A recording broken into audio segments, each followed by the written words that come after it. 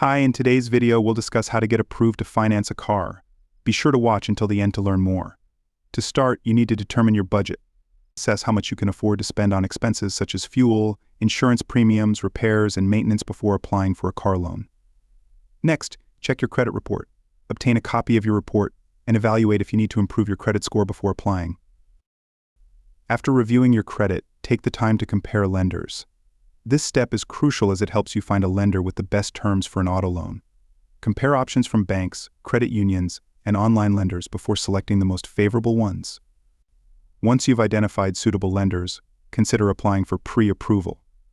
Pay close attention to details such as loan rates and expiration dates during this process, and narrow down your choices accordingly. With pre-approval in hand, you can begin looking for the right car. Keep in mind that some lenders may require you to shop at specific dealerships.